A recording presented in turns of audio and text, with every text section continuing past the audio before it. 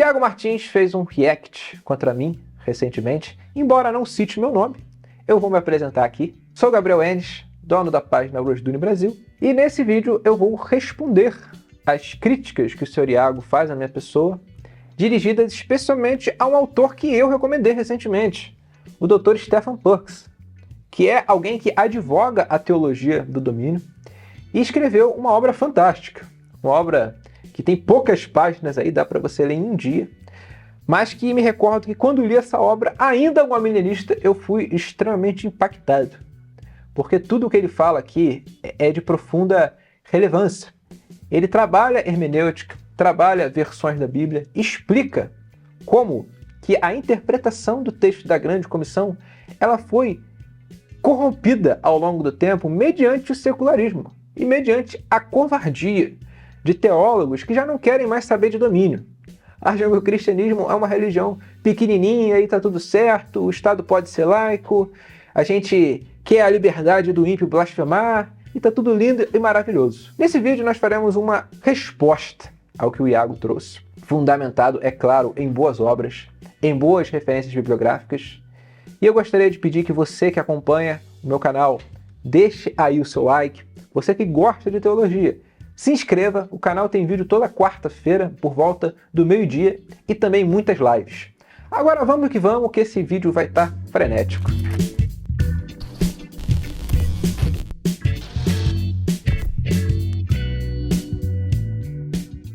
Será que a gente entendeu errado o texto da Grande Comissão esse tempo todo? Pelo menos é o que alguns youtubers de teologia têm pregado recentemente aqui nessa rede mundial de computadores. Por mais que não seja uma perspectiva muito popular, tem se tornado cada vez mais vocal aqui no YouTube a perspectiva de que não devemos apenas influenciar positivamente a sociedade com uma cosmovisão cristã, mas sim acabar com o Estado laico e conquistar as estruturas nacionais para Jesus, com leis cristãs, com criminalização de alguns pecados e o estabelecimento do reino de Deus pela via da conquista política. Pessoal, eu preciso falar duas coisas aqui. A primeira delas, o Iago fala que essa é uma perspectiva muito particular da Grande Comissão.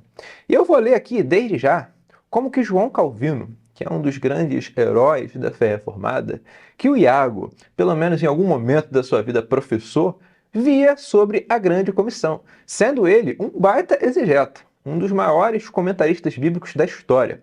Veja bem o que ele diz no comentário sobre o Evangelho de Mateus. Abre aspas. Cristo mostra que a obra dos apóstolos não deveria ser limitada ao povo judeu, mas que eles deveriam estender seus esforços por todo o mundo, para que pudessem trazer todas as nações à obediência da fé. Isso está em harmonia com a profecia. O Senhor enviará o cetro da sua força desde Sião. Salmo 110, verso 2. Assim, Cristo ordena que preguem o Evangelho não apenas na Judéia, mas por todas as partes do mundo, para que ele possa submeter todos os reinos ao seu domínio. O que Calvino fala aqui pra gente? Que antes a verdade estava restrita à nação de Israel, e agora ela seria expandida para outras nações, de maneira que os povos fossem submetidos ao nosso Senhor Jesus Cristo.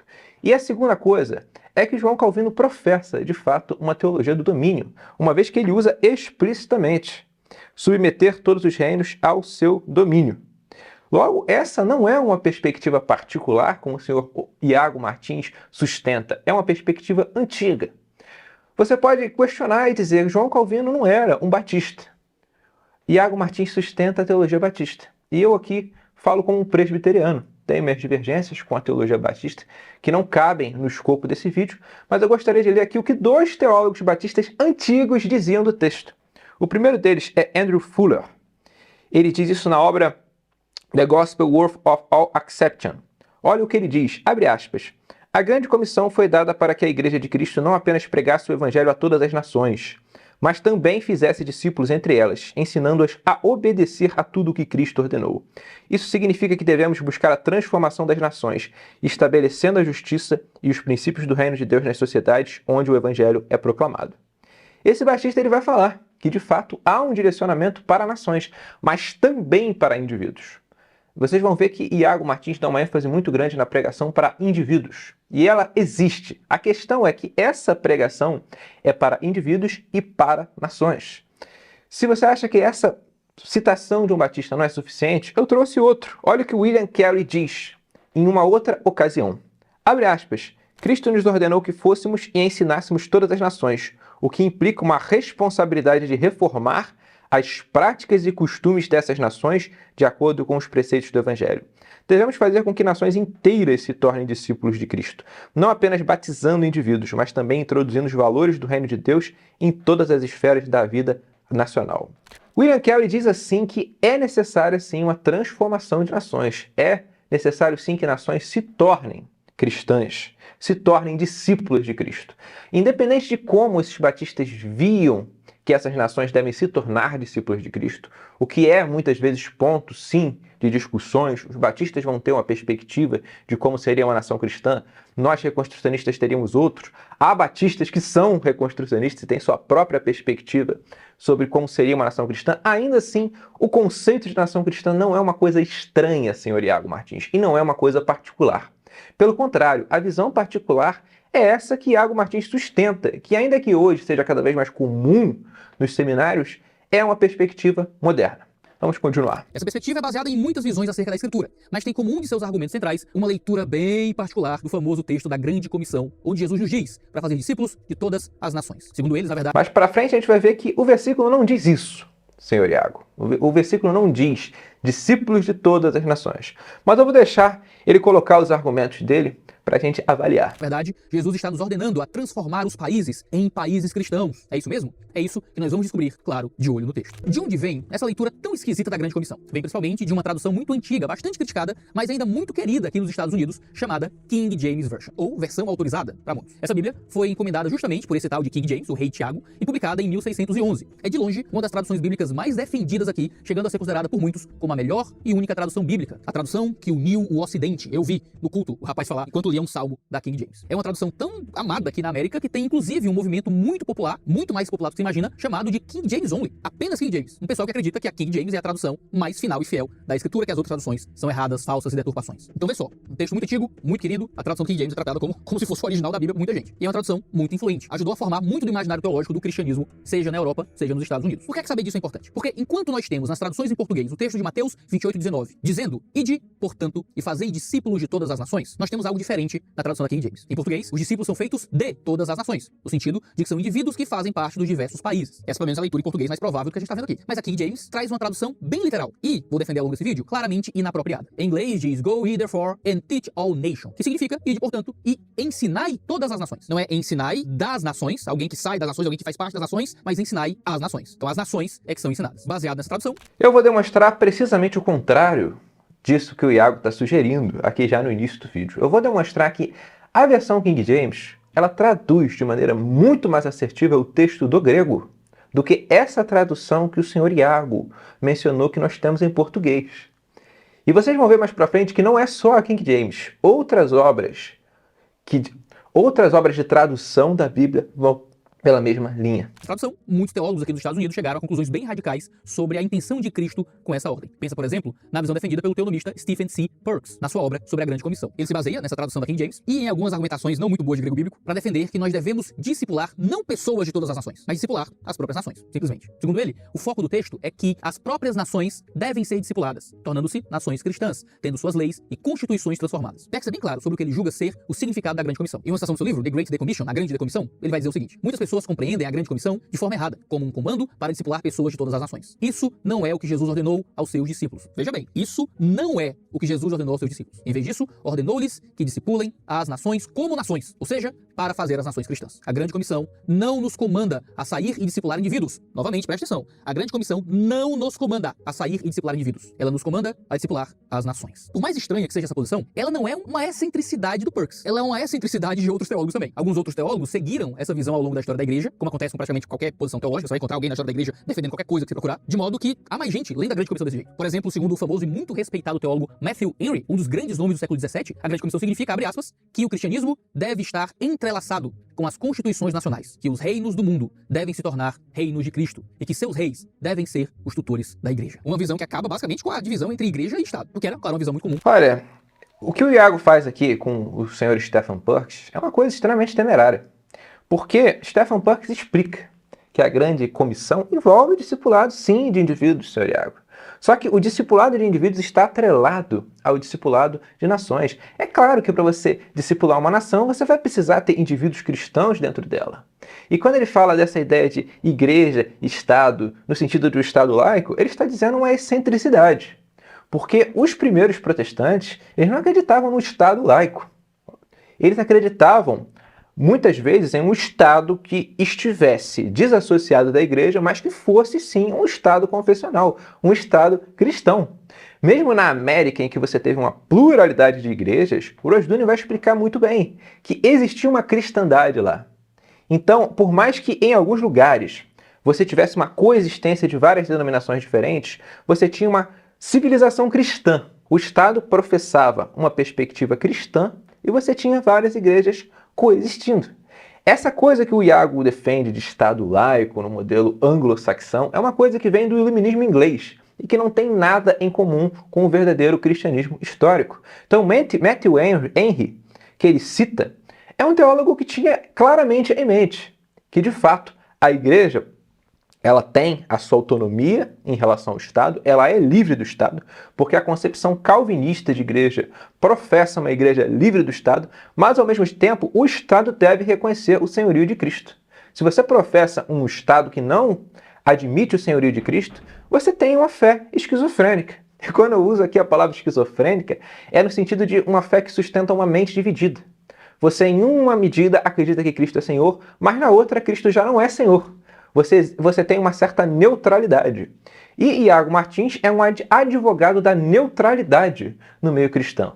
Neutralidade essa que tem criado um cristianismo fraco, um cristianismo inexpressivo e um cristianismo cada vez mais subserviente às estratégias do secularismo, do humanismo e do paganismo. Vamos continuar. Em teólogos do passado como homens que eram fruto de seu tempo. O conceito de Estado laico, por mais que seja um conceito profundamente protestante, é um conceito muito moderno, que eu acredito um avanço na mentalidade cristã acerca do relacionamento entre igreja e Estado. Os homens do passado eram homens fruto de seu tempo também. Um outro teólogo chamado John Peter Lang, um calvinista alemão do século XIX, tem a mesma posição quando diz que nações, como nações, devem ser cristianizadas. Um teólogo reconstrucionista mais moderno chamado David Chilton, que infelizmente morreu precocemente de ataque cardíaco aos 45 anos, ainda no fim do século XX, disse que Cristo deseja o discipulado das nações, não de alguns indivíduos. Nosso alvo é um mundo cristão composto por explícitas nações cristãs. O argumento desse pessoal é que esta seria a melhor leitura do grego bíblico da Grande Comissão. Será que é isso mesmo? O texto grego fala literalmente de discipular nações e não de discipular pessoas cristãs? Bom, então é bom a gente abrir o texto grego e dar uma olhadinha nele com muito cuidado. Se nós olharmos para o grego bíblico, aparentemente é isso que nós temos. O texto grego diz matheteusate pantata ethne, literalmente discipulai todas as etnias. Talvez aqui você já tenha algum tipo de estalo. Aqui o Iago dá um enorme tiro no pé, porque ele admite que não há menção a indivíduos no texto em grego. E eu vou dizer um parênteses aqui. Eu duvido muito que o Sr. Iago tenha lido esse livro do Stephen Perks, porque o Stephen Perks lida com essa questão de uma maneira muito séria. Ele, inclusive, pega várias versões da Bíblia e mostra que as versões da Bíblia mais antigas, elas traduziam o discipulado como dirigido a nações. E ele, inclusive, defende que a melhor maneira de você traduzir o texto do grego não é fazendo menção a indivíduos, mas ensinando no gerúndio, tá? Porque o verbo que é utilizado para o id está no gerúndio, todas as nações, batizando-as em nome do Pai, do Filho e do Espírito Santo. Logo, percebam que o Iago não fez um trabalho bem feito em entender a posição defendida por mim e defendida por esses teólogos.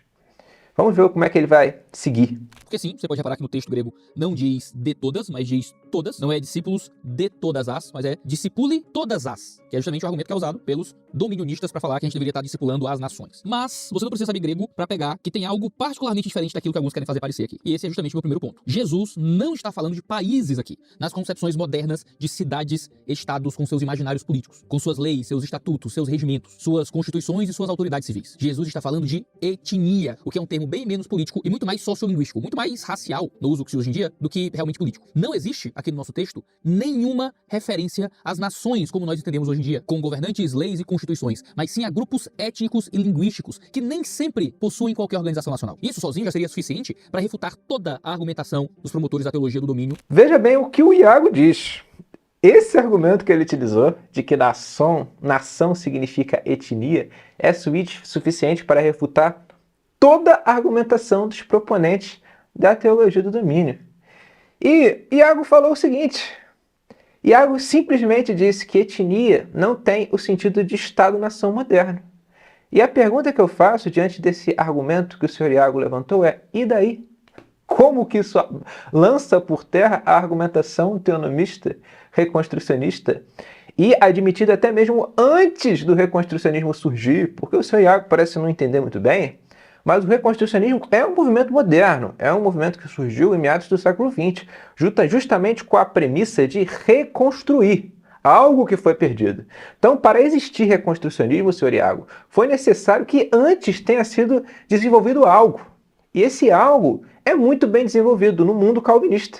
Como eu mencionei, a visão que Calvino tinha da Grande Comissão é muito aderente à nossa.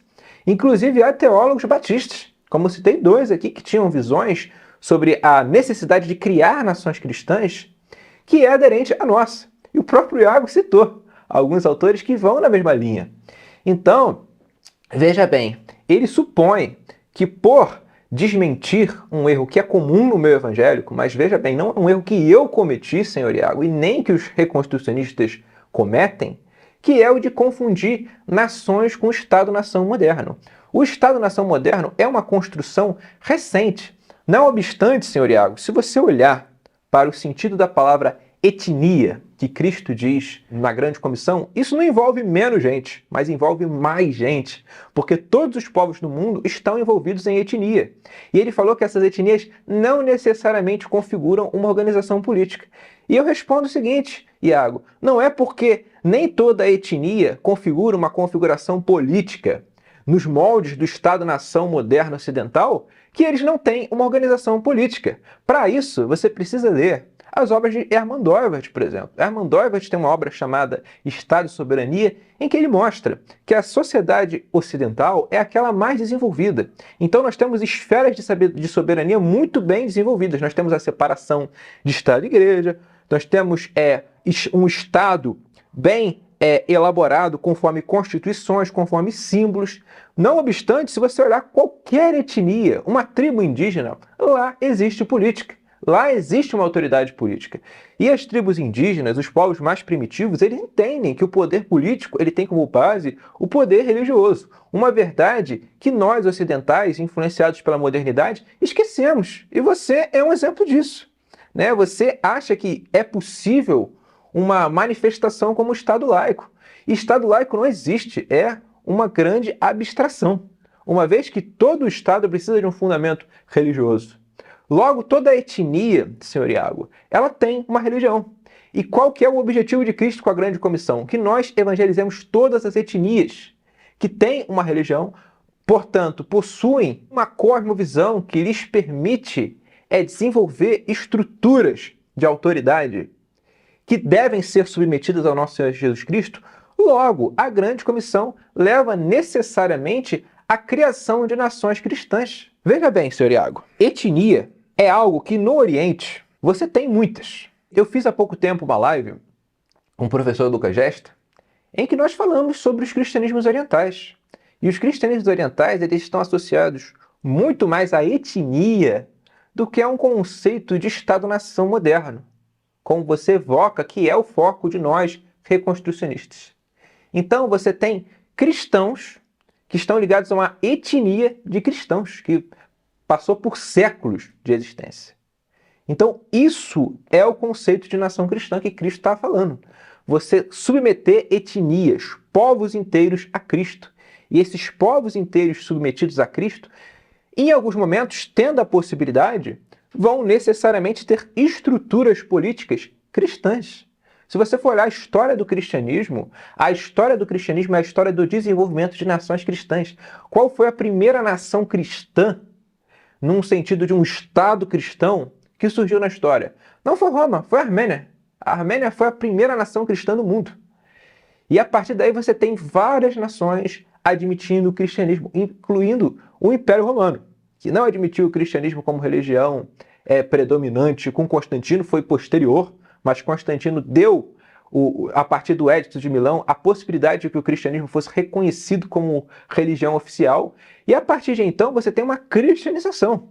Uma cristianização. O que é a cristandade? O que é o Ocidente?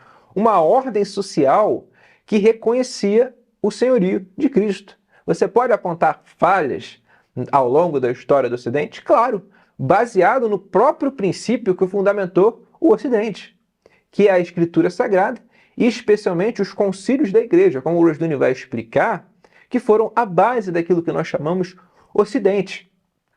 O Iago ele joga tudo isso fora, numa interpretação que vocês vão ver mais pra frente, é individualista. A essa passagem. Mas tem uma segunda coisa que mostra o problema dessa tradução. É normal nós encontrarmos Mateus usando o termo traduzido comumente por nações como referência às pessoas das nações, e não às nações por si mesmas, justamente porque o termo fala de etnias, não de estruturas nacionais. Por exemplo, se você olhar para Mateus 12, 21, o texto diz, em meu nome, as nações porão sua esperança. Todo mundo sabe que quem tem esperança não são as leis, as constituições, as estruturas nacionais. Quem tem esperança são as pessoas que compõem a nação, e não as nações por si mesmas, como uma entidade ontológica diferente. Em outro lugar, Jesus falou para os seus discípulos, em Mateus 24, 9, vocês serão odiados por todas as nações por minha causa. E nós sabemos que quem odeia são as pessoas das nações, e não as nações por si mesmas. Esse uso metonímico, tomando o todo pela parte componente, não pode ser estranho ao intérprete bíblico, é uma questão muito básica. Hoje em dia é até comum usar esse tipo de linguagem mais coletivista na nossa missiopraxia para falar de pessoas individuais. Dizer que a gente quer a África para Jesus ou Fortaleza para Cristo não é errado, mas todos sabemos que nós estamos nos referindo aos habitantes da África, aos moradores de Fortaleza, em uma usual metonímia, e não que a gente quer de alguma forma transformar Fortaleza em uma cidade cristã ou transformar a África em um país com leis que reflitam os ideais morais do cristianismo. Claro que isso vem de muitos lugares. Essa argumentação do Iago aqui, ela cai num erro fundamental, porque ele não consegue distinguir como Deus lida com um indivíduo e como Deus lida com uma nação. Eu vou dar um exemplo. Se você pega o Antigo Testamento inteiro, Deus ele acusava Israel de haver se prostituído, acusava Judá de haver adulterado, ido após outros ídolos. Ele não falava fulaninho, beltraninha, ciclano, adorava outros deuses. Ele falava a nação de Israel se tornou idólatra. Ele falava, a nação de Judá adulterou contra mim. Logo, Deus se relaciona assim com nações, senhor Iago. E essa é a única maneira a partir da qual você entende o juízo de Deus sobre uma nação inteira, uma vez que há ímpios. Aí você pode contra-argumentar, mas quando a maioria das pessoas é ímpia, é que Deus vai e julga. Só que esse raciocínio também é complicado, porque se você pega o momento em que Abraão ele dialoga com Deus sobre a possibilidade de salvar a cidade de Sodoma, veja bem a argumentação que Abraão usou. Se tem 50 justos naquela cidade, que o Senhor poupe, e Deus fala que ele pouparia. E Abraão vai abaixando o número para 45, para 40, para 30, até chegar a 10. E você vê que no fim das contas Deus destrói Sodoma, mas livra Ló, por amor de Abraão. Então, se existem nações com um determinado número de justos, esses justos são intercessores pela nação e atenuam o juízo de Deus sobre a nação. Portanto, nós podemos dizer que Deus tem sim uma maneira de lidar com indivíduos, e um indivíduo pode fazer a diferença numa nação pecaminosa, numa nação adúltera, numa nação que é idólatra, mas ao mesmo tempo Deus se relaciona com nações inteiras, que são compostas de indivíduos. Uma nação pode sim odiar, senhor Iago. E isso não é uma particularidade do nosso tempo. Se você se refere a países como, por exemplo, a Coreia do Norte, nós podemos dizer que a Coreia do Norte odeia cristãos. Não é simplesmente as pessoas que estão na Coreia do Norte que odeiam cristãos. Não. O Estado norte-coreano possui uma constituição, possui uma cosmovisão que o fundamenta, que é inimiga do cristianismo. E que qual concepção é essa? O comunismo. O comunismo odeia o cristianismo. Portanto, é correto nós falarmos que a Coreia do Norte odeia os cristãos. É correto nós falarmos que o comunismo, os países comunistas odeiam cristãos, sem necessariamente evocar um indivíduo. Porque os indivíduos, uma vez que eles estão entrelaçados numa sociedade, essa sociedade se articula, não apenas a partir de uma coletividade de muitos indivíduos, mas a partir de símbolos, de uma autoridade distinta. Um Estado, senhor Iago, ele tem símbolos. E o principal símbolo do Estado é a sua Constituição. Então você quer avaliar uma nação para ver se ela é cristã mesmo, ou ver se ela é humanista, ou o que for, você tem que olhar para a sua Constituição, para os seus símbolos. Isso representa as bases a partir das quais essa nação entende que a autoridade do Estado está fundamentada. Existe uma obra que eu sugiro fortemente que você leia, senhor Iago, já que você está fazendo esse react contra mim, mas lê inteira, tá? Que é essa obra chamada Capital Moral. Já que você acha que a teonomia é uma concepção muito radical, muito difícil. O Dr. Royal Kuiper é um neocalvinista. E ele vai dizer de maneira muito clara que a ideia moderna de Estado, ela se pauta numa antropologia equivocada e numa concepção sobre a conexão social que também é equivocada. Porque ela se pauta num negócio chamado contrato social. E o contrato social o contrato social é indispensável para a concepção de Estado laico que o senhor tem. Porque parte do pressuposto de que o que é a sociedade, né? Como que o Estado se articula? A partir de um contrato social. É como se eu fizesse um contrato com você, né? Eu não faço mal a você, você não faz mal a mim. Caso contrário, tem alguma outra organização, no caso, o Estado, para julgar entre você e eu, e tá tudo certo, nós fizemos um contrato. E o Royal Kuiper vai destruir essa concepção, de todas as maneiras possíveis. Ele vai mostrar que uma sociedade, ela é criada a partir de um pacto. O que é um pacto? Um pacto não é baseado numa contabilidade. Eu não te faço mal, você não me faz mal. Ele é baseado num compromisso.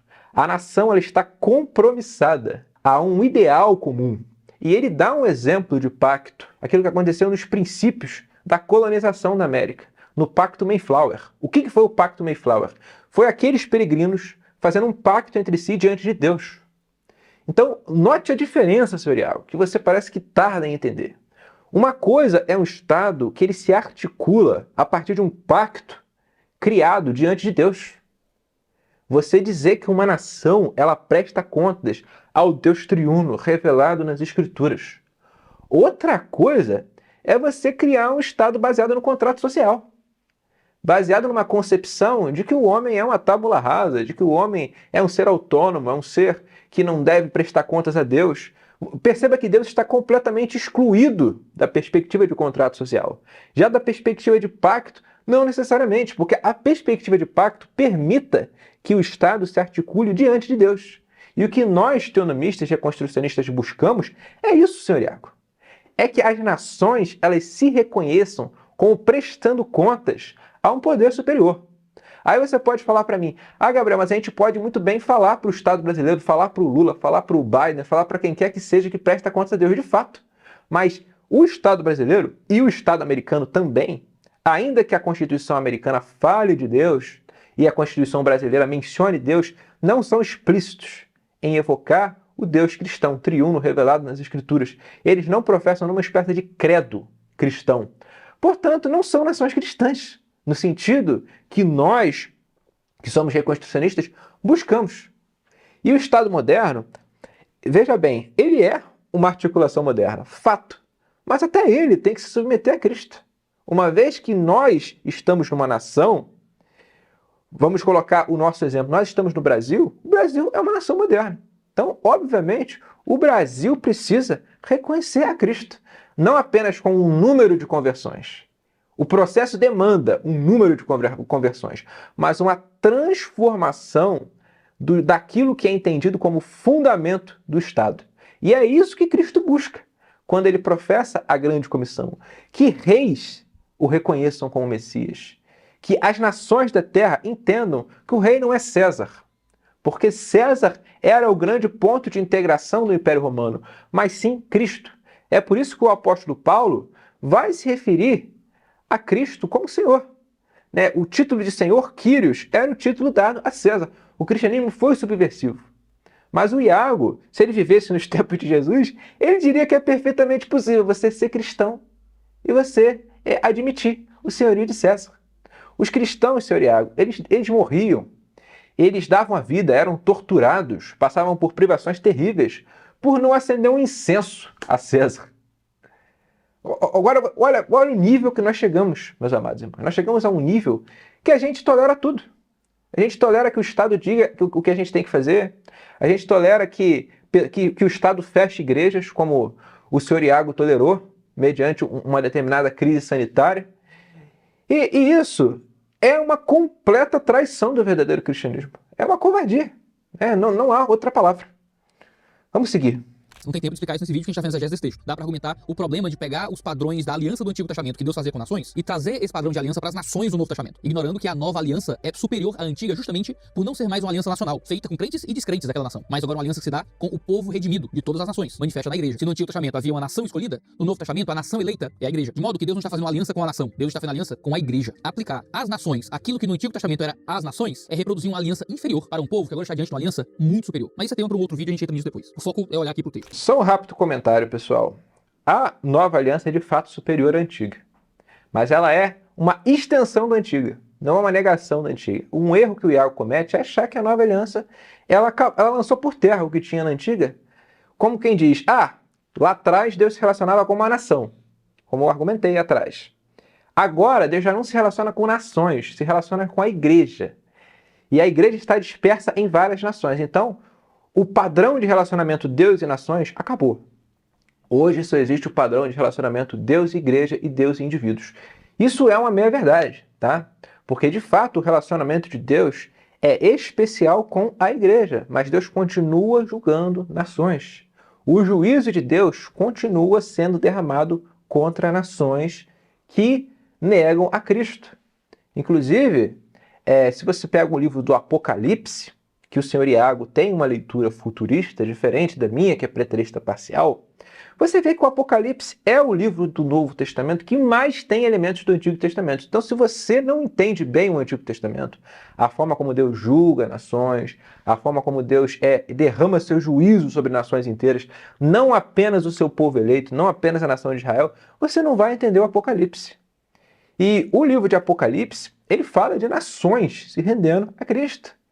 E quando ele fala de nações, no sentido etnia, que seja que o Iago falou, diga-se de passagem, eu esqueci de comentar, eu sou um crítico, tá, desse conceito de Estado-nação moderno, por uma série de questões que não cabem nesse vídeo. Eu já falei isso no Instagram em algumas ocasiões, mas o fato é que todas as nações na Terra devem reconhecer a Cristo como Senhor. Não apenas tendo um número de pessoas cristãos, mas tendo as suas estruturas, os seus símbolos que articulam as sociedades nas quais essas etnias estão presentes, como admitindo o senhorio de Cristo. Vamos seguir. E é uma terceira coisa do problema da exegese dos dominionistas aqui no texto da Grande Comissão. É que isso não faz sentido com as outras partes da Grande Comissão, que só fazem sentido quando aplicadas aos indivíduos, não às estruturas nacionais. O texto fala sobre batizar aqueles que são discípulos. Me explica então como fazer para batizar um país, para batizar uma constituição, para batizar uma lei. Se o sujeito da frase são as nações propriamente ditas, como estruturas sociopolíticas, e não as pessoas que compõem as nações, ou então uma confluência entre as pessoas, as nações e as nações, o que faz zero sentido exegético, como se faz para batizar uma nação? Uma vez que isso estaria incluído na própria ordem. Se você me permitir a piadinha infame, se alguém batizar um país por imersão, então nasce Atlântida, né? Ou você faz o quê? Você pega a Constituição e bota debaixo d'água, você asperge de água na Constituição. Existe o batismo como um ato, um ritual, um símbolo público. Esse símbolo é feito unicamente com os indivíduos em seu compromisso pessoal com Jesus. Isso não é aplicado de forma nenhuma a uma estrutura nacional, porque o texto não está falando disso. A ordem para o batismo... Olha o que o Iago faz. Ele não consegue explicar o texto dentro da teologia que ele sustenta. Então ele força o texto a dizer aquilo que a teologia que ele sustenta diz. Porque a teologia que o senhor Iago sustenta diz o seguinte: só se pode batizar indivíduos. Ele parte desse pressuposto.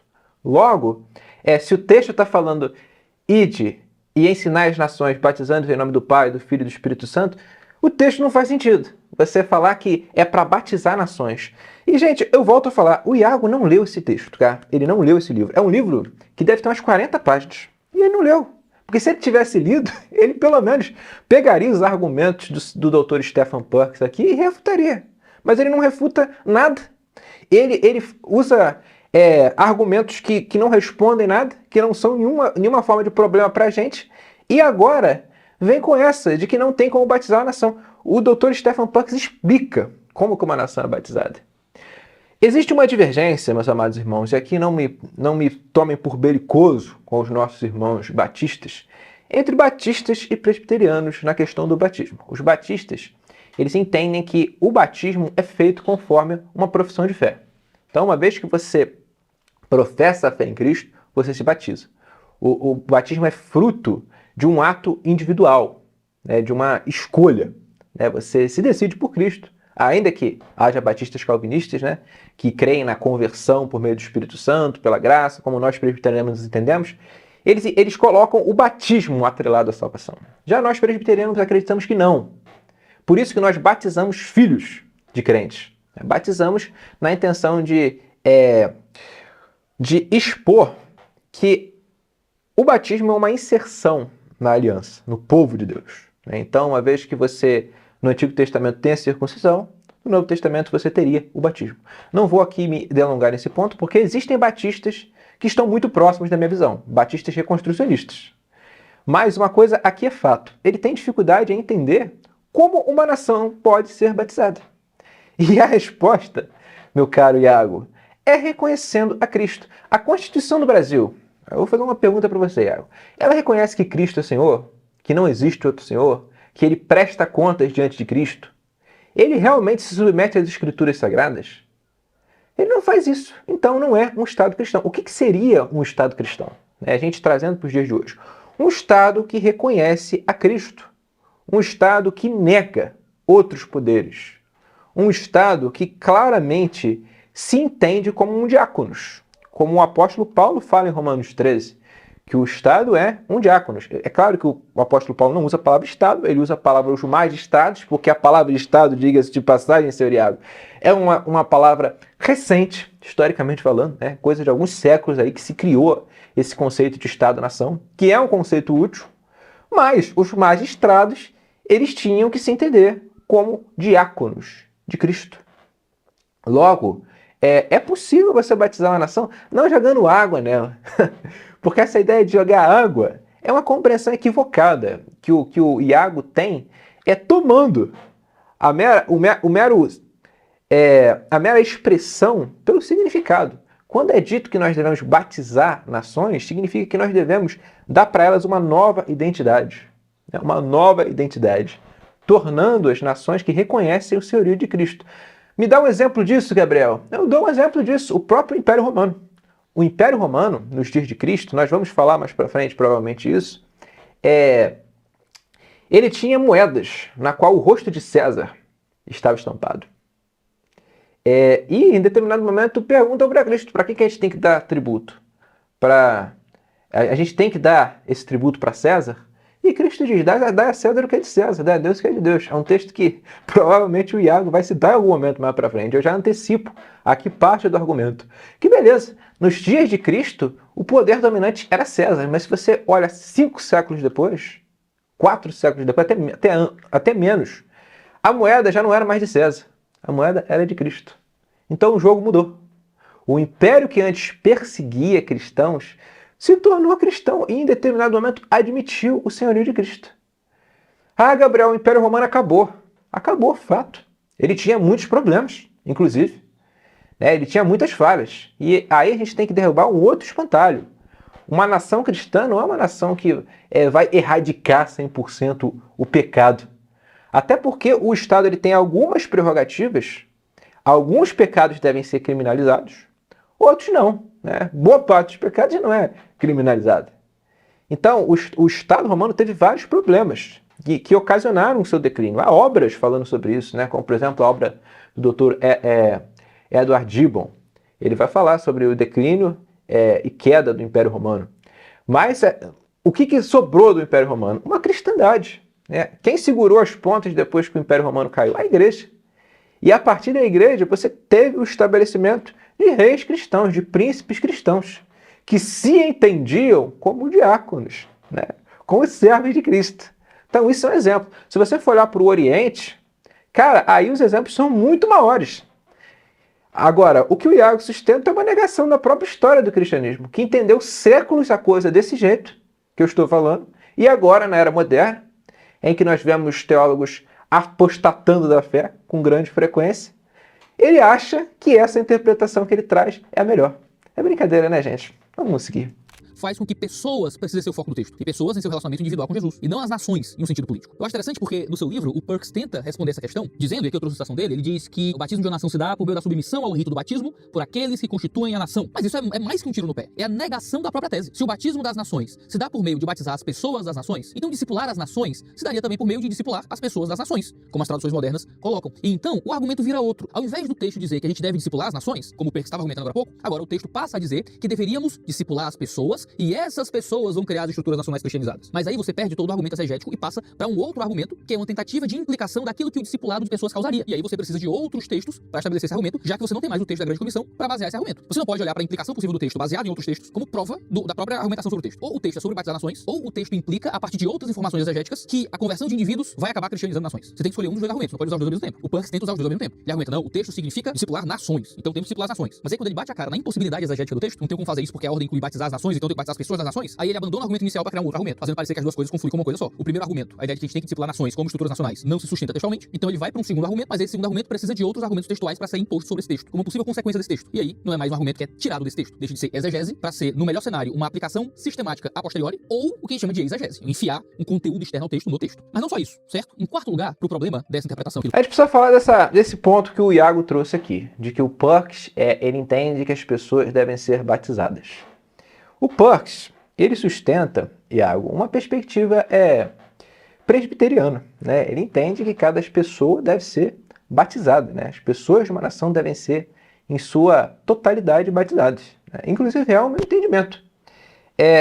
O que o Perks faz? Ele entende que a Grande Comissão se refere a nações. E esse ponto já foi devidamente provado.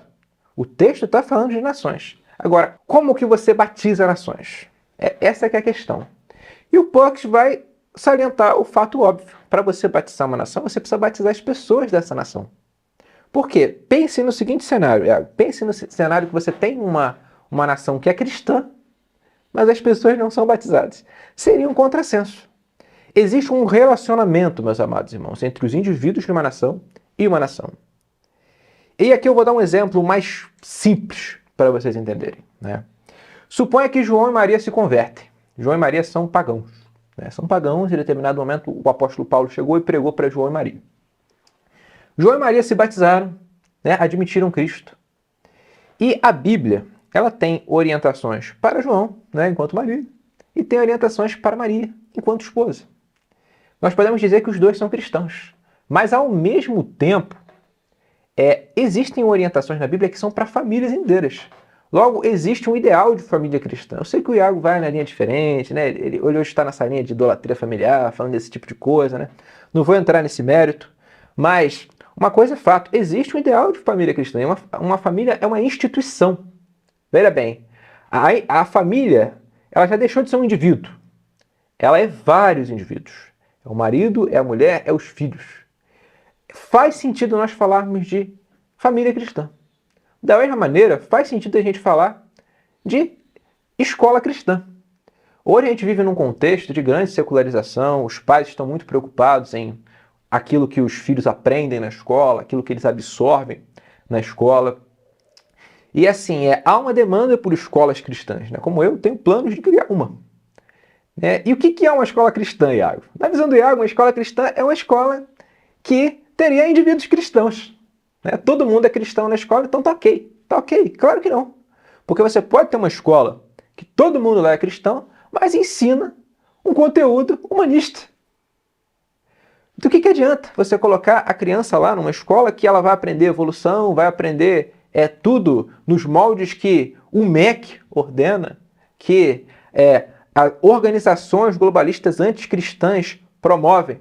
É um grande tiro no pé. Inclusive, eu acredito que faz mais mal do que bem, porque faz com que as crianças tenham uma mente dividida. Ela, beleza, entende que tem o culto, tem Cristo, tem um momento lá de devocional, mas ao mesmo tempo ele aprende tudo que não presta.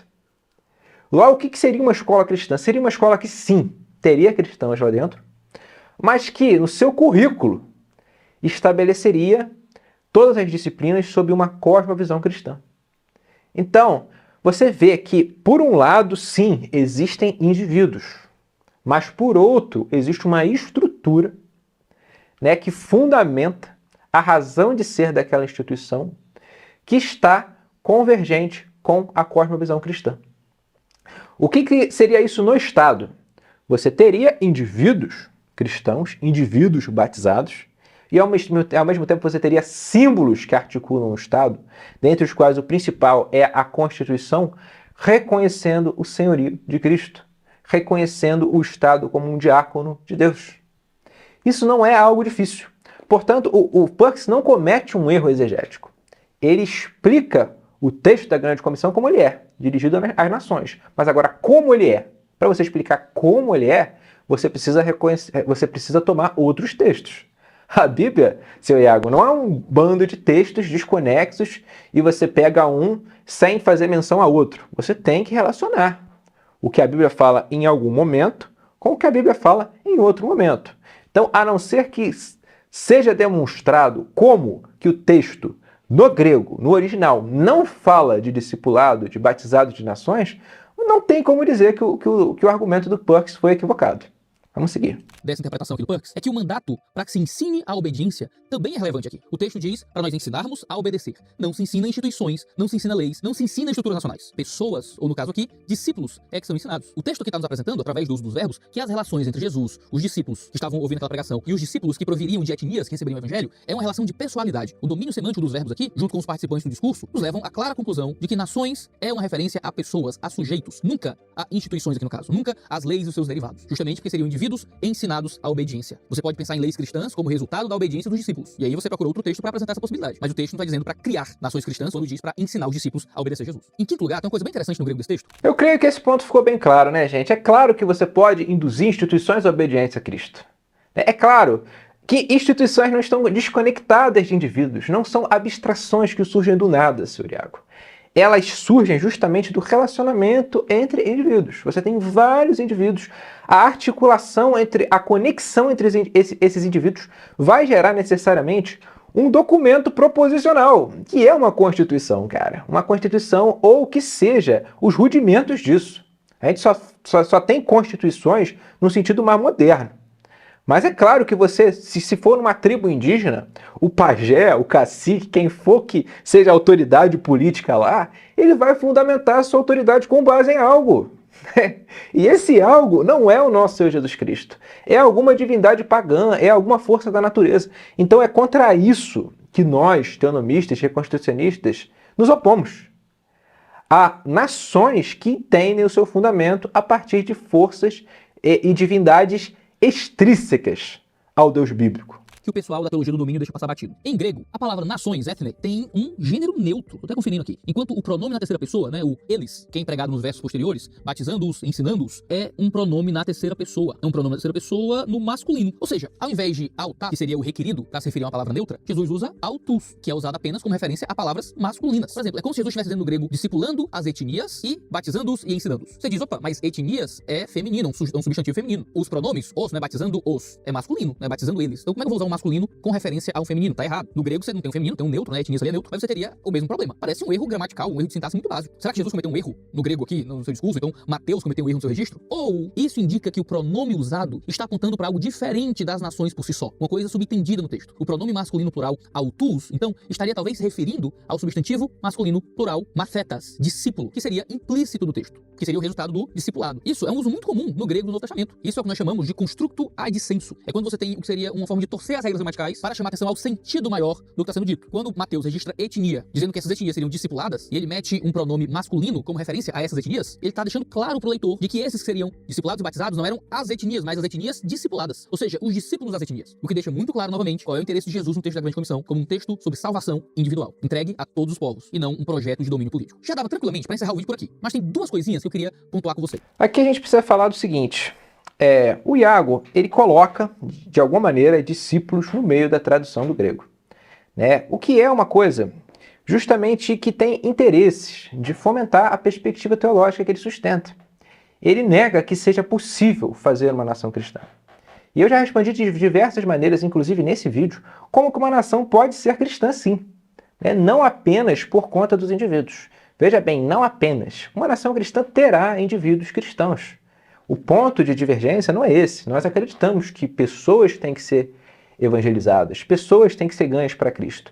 E quando a gente fala que nações têm que ser evangelizadas, discipuladas e batizadas, nós estamos falando de mais gente, não de menos. Mas ele utilizou o argumento grego, ele utilizou esse argumento supondo que a língua grega não coloca discípulos lá dentro.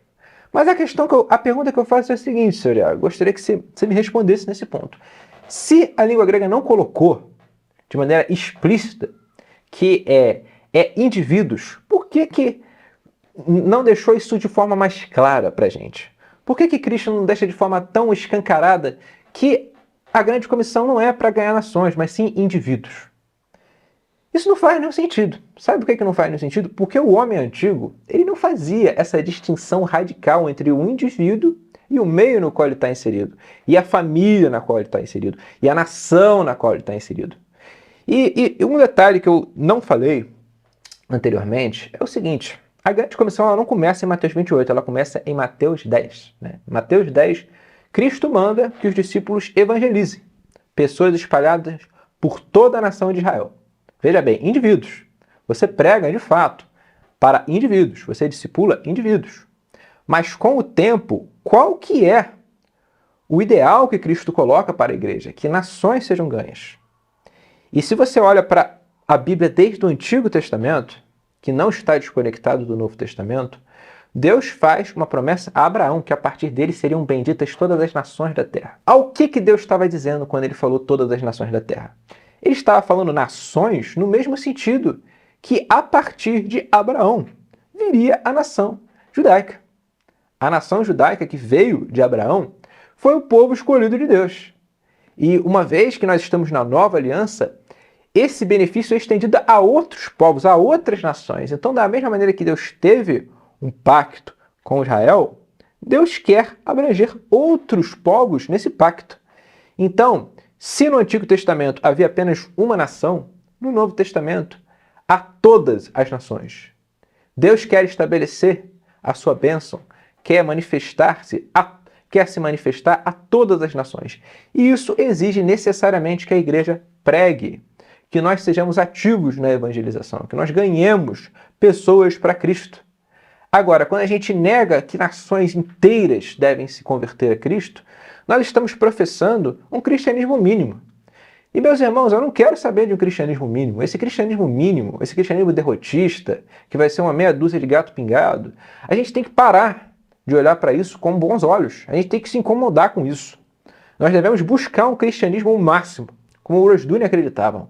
Um cristianismo no qual nações inteiras reconheçam o senhorio de Cristo. Reconheçam que o nosso Senhor é o único Kyrios, é o único mestre, é o único digno de receber toda adoração, todo louvor. É o único a partir do qual o Estado tem a sua própria autoridade fundamentada. Então bora pro sexto ponto aqui. A linguagem bíblica para discípulo sempre está mencionada pessoas, tá? Você não encontra no Novo Testamento nações sendo discipuladas, nunca. Eu fiz uma busca e eu encontrei 268 ocorrências em 252 versos do Novo Testamento. Dessas, eu conferi uma por uma, eu não consegui encontrar nenhuma referência que nos leve a crer que o discipulado se dá não em um indivíduo, mas em uma estrutura nacional. Não existe uma única ocorrência bíblica de uma estrutura social ou de nações por si só sendo tidas necessariamente como discípulas. É por isso que o Hal Lindsey, um famoso crítico da teologia do domínio, disse que fazer um discípulo no sentido bíblico é uma coisa individual. E por último, se você ainda não estiver cansado, a gente pode argumentar que lendo outros textos, como o texto do Apocalipse, fica muito claro que o objetivo de Deus em alcançar as nações está relacionado com as pessoas e não com nações propriamente ditas. Algumas variações de toda tribo, língua, povo e nação aparecem em vários textos do Apocalipse para mostrar que Deus está preocupado com diversidade étnica, não com domínio nacional. Encontra isso no livro inteiro do Apocalipse. Diante disso tudo, fica exegeticamente muito claro que o texto de Mateus 28:19 não pode ser usado para argumentar que Jesus está ensinando a criar nações cristãs. Ele está ensinando a trazer pessoas a um relacionamento de discipulado com ele, e apenas isso. Diante disso, você diz, Iago, beleza, eu estou convicto teologicamente. Bom, pessoal, assim, só para encerrar essa primeira parte, né? Agora o Iago vai para um outro tipo de argumentação. Beleza, Iago, vamos supor que alguém, não convencido por isso que eu estou falando, fique com a argumentação do senhor Iago. Não é para criar nação cristã. Como que é uma nação? Como que deve ser uma nação, senhor Iago? De pessoas que estão sendo evangelizadas. Que tipo de perspectiva o cristão tem que ter para criar uma civilização? O Iago não tem resposta para isso, porque a forma de cristianismo que ele sustenta é a forma de cristianismo que o Dr. Stephen Perks ataca. É uma forma de cristianismo efeminada, covarde, e que não quer, de maneira alguma, criar uma civilização. Ela quer simplesmente salvar meia dúzia de gatos pingados que fiquem confortáveis, mediante o secularismo, mediante a tirania de reis pagãos. Porque, veja bem, o que a igreja viveu durante muitas ocasiões do Império Romano? Perseguição. Né? E os cristãos, de fato, eles se faziam mártires. Por quê? Porque negavam o senhorio de César. Urasduni tem uma obra que eu sempre indico aqui, chamada O Ateísmo da Igreja Primitiva, em que ele demonstra de forma muito clara por que que os cristãos eram perseguidos? Não era porque adoravam a Cristo. Você não vai ser perseguido porque você adora a Cristo, meu irmão. Você vai ser perseguido quando você negar a adoração que o Estado moderno solicita, em alguma medida. É por isso que cristãos precisam ter, sim, uma perspectiva de ganhar nações para Cristo. Porque só se destrói o que se substitui. Né? Já dizia o alemão maluco lá, o Nietzsche, se você tem uma nação pagã e você evangeliza essa nação se torna cristã. Você substitui o paganismo, que é brutal, que é violento, que é de fato misógino, né? Despreza as mulheres, quando não as deifica, né? Porque o paganismo tem essas duas vertentes, né? De desprezar as mulheres e de deificar as mulheres. E você, Iago, se coloca no lugar dos monges, cara, que evangelizaram a Europa. Você pensa no monge que vai evangelizar o povo viking. Né? Ele chega lá, né? Prega o evangelho. Aí vamos supor que os vikings eles se convertem, né? Falam, pô, não, agora a gente adora Jesus e tal. E eles têm aquele mesmo código civil, rudimentar, violento, brutal que eles tinham. Você ia achar isso legal? Você não ia achar isso legal, né? Porque é um caso extremo. Mas é a mesma coisa o Estado moderno secularista que nós temos. Se existe alguma coisa que presta nesse Estado secularista, isso presta em decorrência de séculos de cosmovisão cristã altamente difundida, que foram preservados em alguma medida, né, por esses Estados modernos, de ordens sociais outrora cristãos, mas que estão em franco processo de declínio, franco processo de degeneração.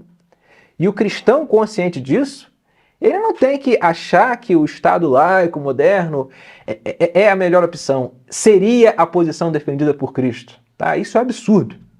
Ele tem que, muito pelo contrário, entender que o Estado laico moderno é um mal e se opor a ele e apresentar que o único rei, inclusive para estados, é Cristo.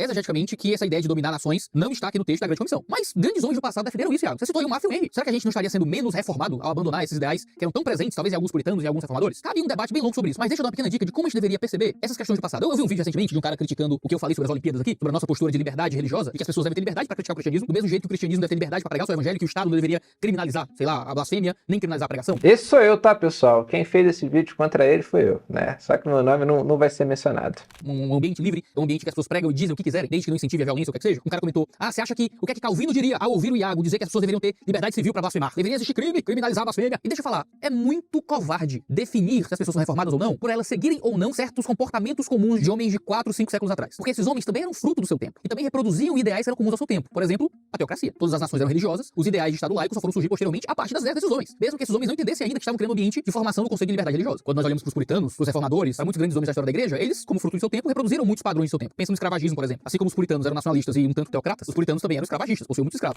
Vamos com calma, pessoal. Vou primeiro falar da primeira coisa que ele trouxe, né? Ele falou que seria covarde da minha parte dizer o que Calvino diria de um sujeito como o Iago defendendo que o porta dos fundos tem que ter direito de falar mal de Cristo, né? Calvino ia destruir o Iago, tá, pessoal? A resposta é essa. Destruir, ia chamar o Iago de tudo quanto é coisa ruim que existe, com razão. Né? E ele diz o seguinte, todo homem é fruto do seu tempo. Correto, senhor Iago. Todo homem é fruto do seu tempo. Mas quando você fala isso, o que você está sustentando nessa fala, senhor Iago? Que o seu tempo é superior ao tempo de Calvino. Isso está implícito na tua fala. Porque se você diz que, não, beleza, os homens lá de trás, eles erraram em algumas coisas porque estavam restritos ao seu tempo, eu concordo com você, parcialmente. Eles estavam errados em algumas coisas.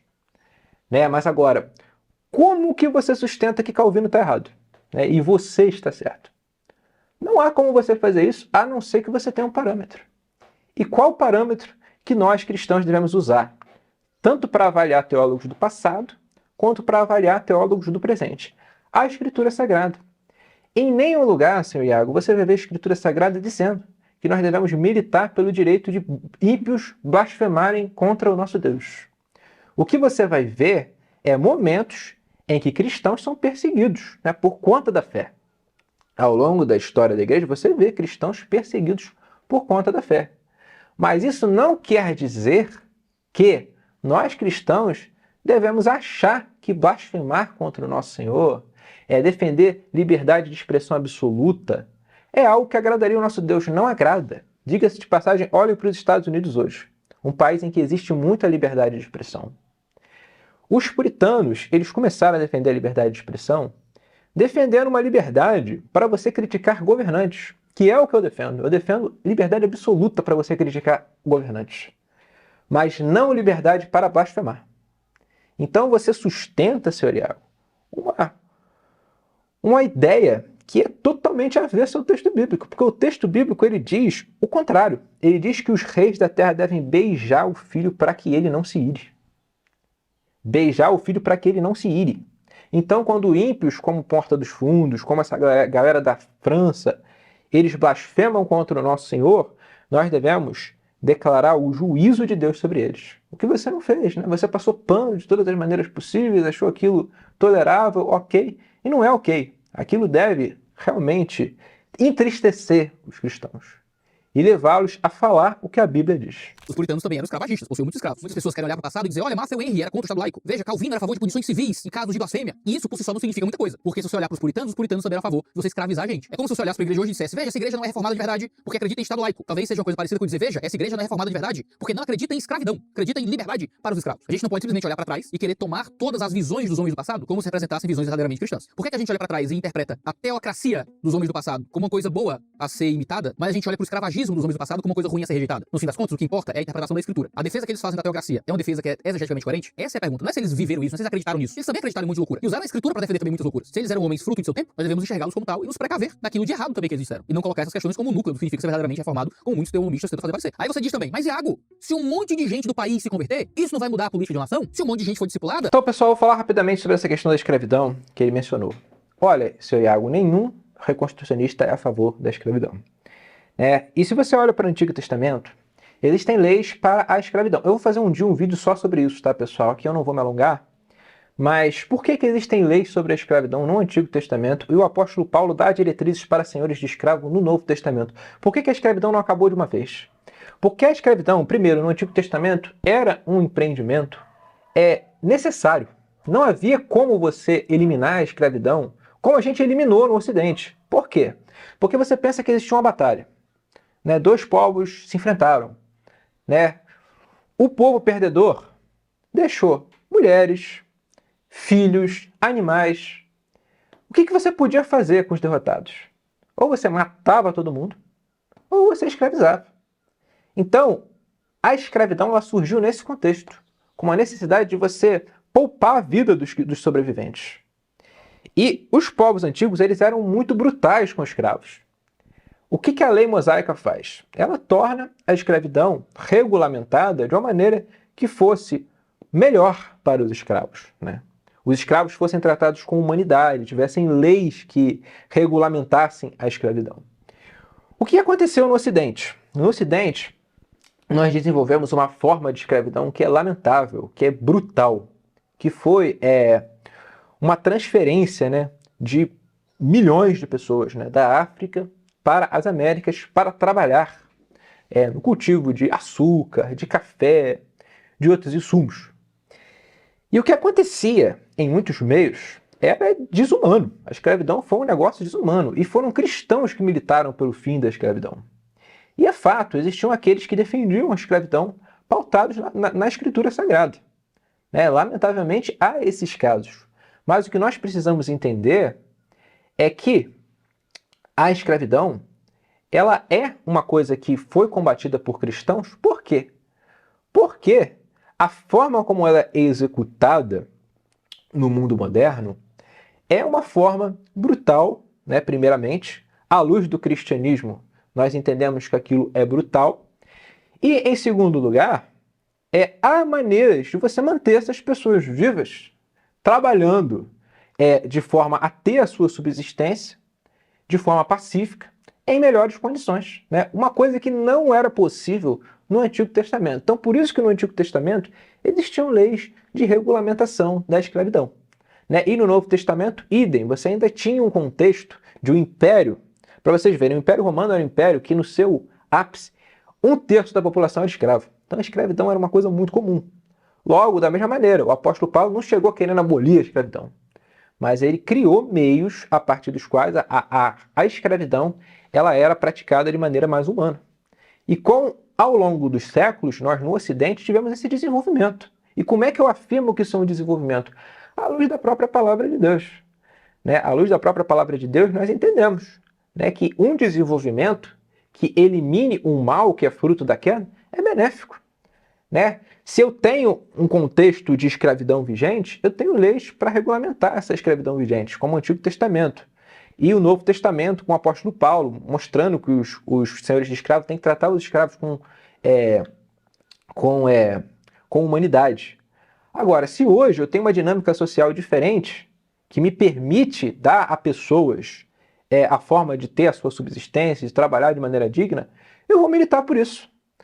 Agora, uma provocação que eu faço para vocês. Hoje, no século XXI, há pessoas que não são escravas, como eram os negros nas Américas, mas vivem em condições tão deploráveis quanto.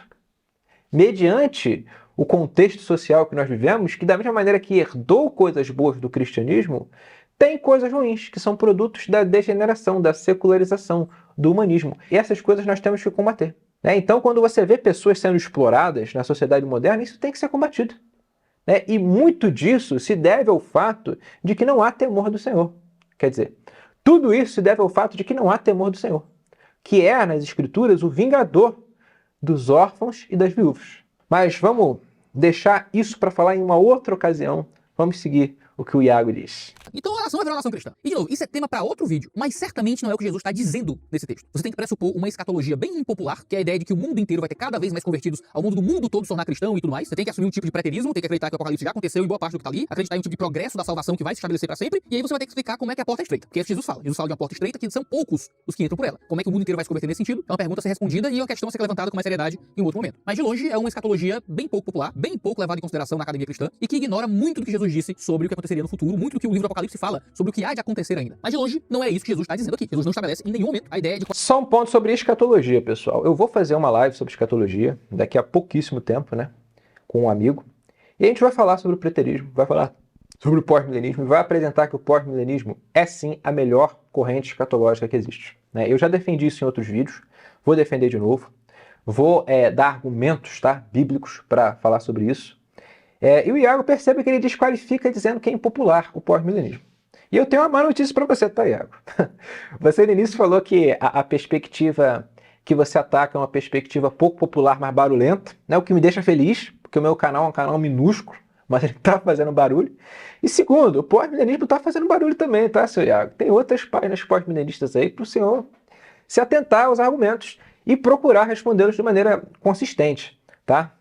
Mas eu vou falar mais ocasiões sobre o pós-milenismo, porque eu vejo que esse é um ponto central. Como quando eu defendo a questão de nações cristãs, é imprescindível você ter uma escatologia que creia num grande número de conversões. Então olha o que o Iago está admitindo aqui.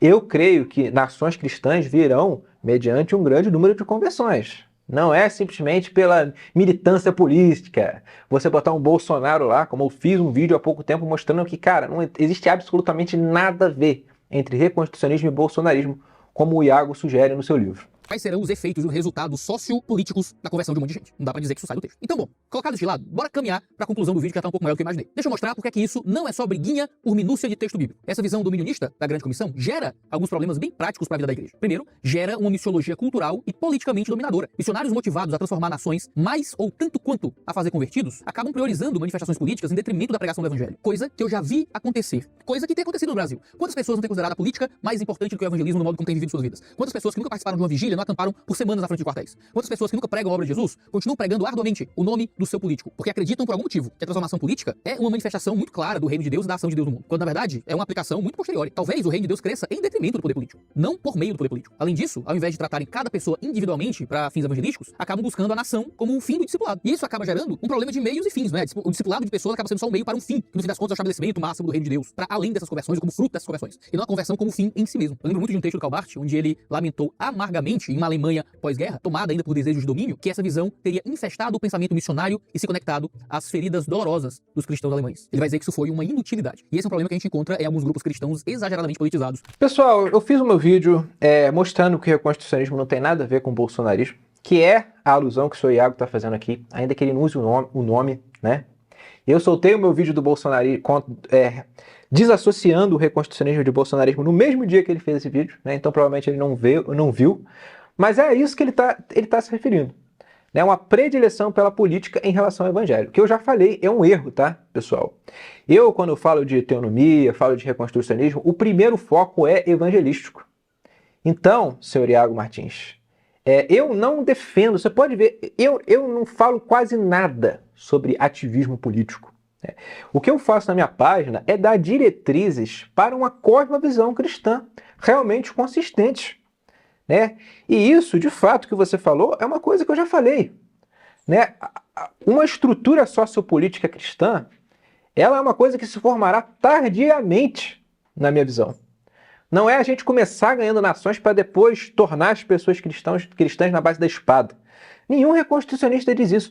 Nós somos calvinistas, nós cremos que a salvação, a regeneração, a justificação, a santificação são atos divinos. Não é algo para ser conquistado pela espada. Então o senhor Iago ele não conhece a perspectiva reconstrucionista. Né? E aqui ele comete de novo o equívoco que, com frequência, eu vejo seguidores dele me atacando nos comentários. Ah, você é bolsonarista, você coloca a política acima de todo o resto. Muito pelo contrário, eu boto a política submetida à fé cristã. A fé cristã é o mais importante, a regeneração é o mais importante, o reconhecimento de que Cristo é o Senhor é o mais importante. Agora, o desdobramento disso vai necessariamente perpassar a esfera sociopolítica do Brasil. Em segundo lugar, essa visão gera um problema teológico quanto ao plano de Deus para as missões. Faz com que a gente acredite que o foco principal de Deus é em países e em estados cristãos, e não em convertidos de todas as nações. Os convertidos passam a ser apenas os meios para o estabelecimento do reino. Isso faz com que a nossa visão teológica da missão seja mais parecida com a visão islâmica, que tem como ênfase primordial o desenvolvimento de comunidades políticas, do que a visão cristã, que tem como festa do céu pecadores se arrependendo. Em terceiro lugar, gera problemas éticos e morais quanto à vida prática em campo missionário e eclesiástico, de modo que nós nos envolvemos mais com a formação de política e de partidos cristãos do que com pessoas que seguem a Cristo em toda a sua vida. Vocês veem que o cara é obcecado por política, né? Ele aponta os problemas do reconstrucionismo. Primeiro ele falou lá da exegese, né? Usou os argumentos lá superficiais dele. Agora ele já vem atacando pela via política. Parece que ele viu que alguém, ou eu, outra pessoa responderia esses argumentos, ele já foi para esse outro lado, né? Da política e tal. E como eu já falei várias vezes, né?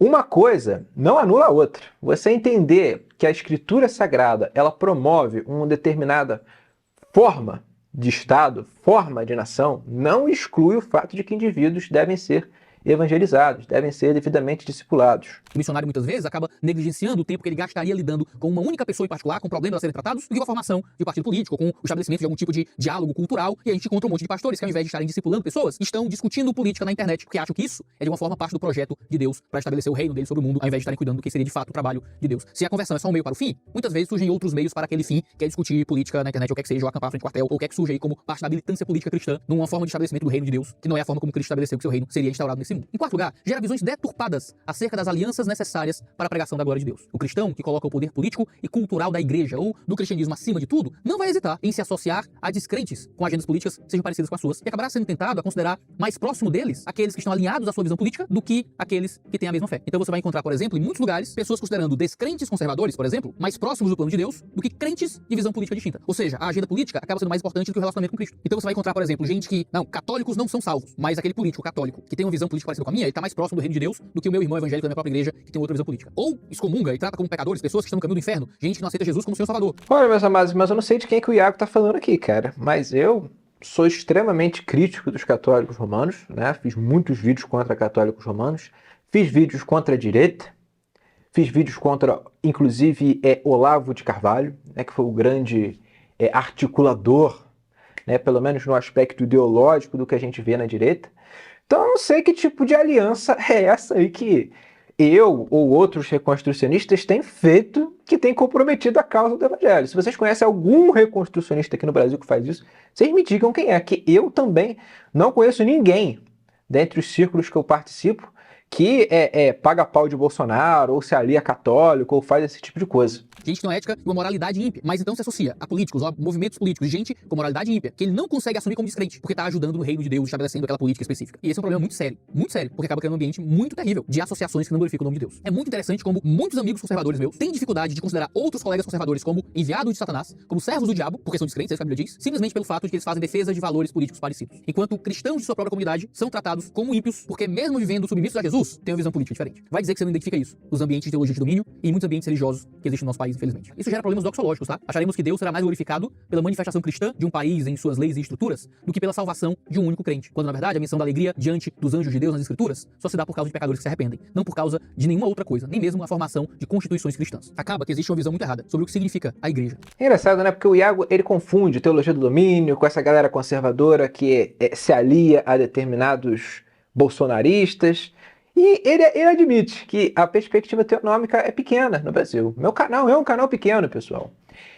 E são poucos amigos meus que sustentam a mesma perspectiva, mas ele parece que mistura as coisas, né? Faz as coisas, mistura uma coisa com a outra de tal maneira que, assim, tudo entra dentro do argumento dele, né? O que é uma palhaçada, isso aqui, gente. Vocês me desculpem, né? Mas é uma palhaçada isso aqui.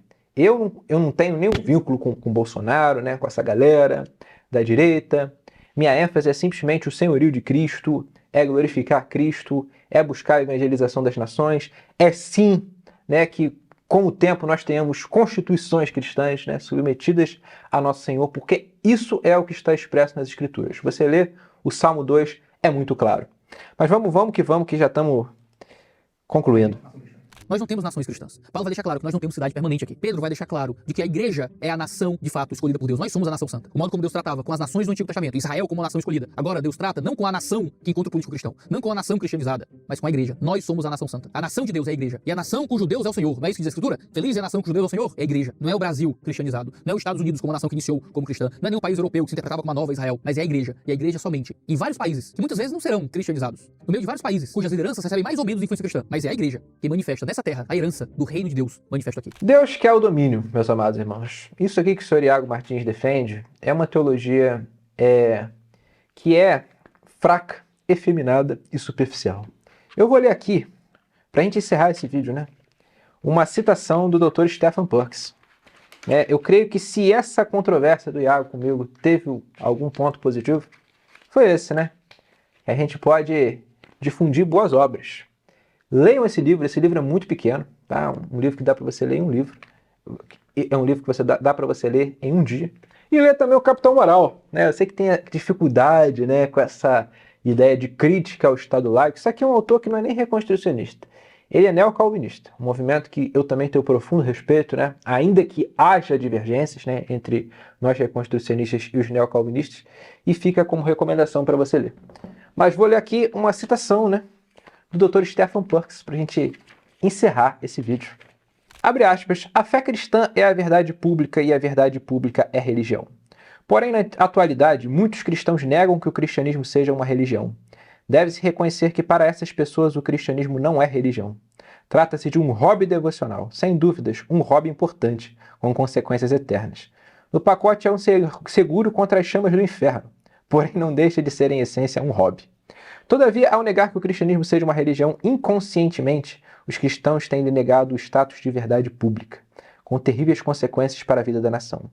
O propósito da fé cristã não consiste apenas em transformar a vida pessoal do crente e torná-la mais santa. Consiste em glorificar a Deus pela transformação do mundo, ao passo que o mundo é colocado sob a autoridade de Jesus Cristo e sua palavra. A fé cristã é política e social, não apenas pessoal. Sua missão começa com o indivíduo, embora não termine com ele. Termina antes com o mundo todo, que precisa ser sujeitado à vontade do Senhor Jesus Cristo. Essa é a teologia bíblica. Essa é a teologia que os reformadores sustentavam, que os puritanos sustentavam, como o próprio Iago reconhece. E não é porque esses homens eram frutos de seu tempo, de um tempo pior, mas é porque eles, dentro do seu tempo, foram mais consistentes com a Escritura do que os teólogos do mainstream dos nossos dias, dentre os quais o senhor Iago tem sido. Então você, meu amado irmão e amada irmã, leia as Escrituras. Aprenda diretamente com as Escrituras. Mas também leia gigantes. né? Vocês vão ver que na minha página eu difundo muitos autores que não são reconstrucionistas, mas que devem ser lidos para a gente entender toda essa questão de teoria do Estado, toda essa questão de sociologia, toda essa questão relacionada à filosofia calvinista, que são os focos da minha página. A teologia bíblica, é claro, tem uma centralidade. Vocês vão ver outros canais, até melhores que os meus, que falam sobre isso. Mas uma coisa é certa, isso que o Iago Martins trouxe não faz nenhum sentido. Quando você lê o texto no grego, quando você avalia como a igreja por séculos interpretou essa passagem, quando você olha o que os reformadores disseram sobre isso, o que os puritanos acreditavam sobre isso, e ainda mais quando você pega bons doutores da igreja, como o Sr. Stephen Perks, que fazem uma exegese brilhante do texto, mostrando como que a interpretação dele foi corrompida ao longo do tempo mediante o modernismo. Que você deixe aí os seus comentários, as suas considerações. Um forte abraço e até a próxima.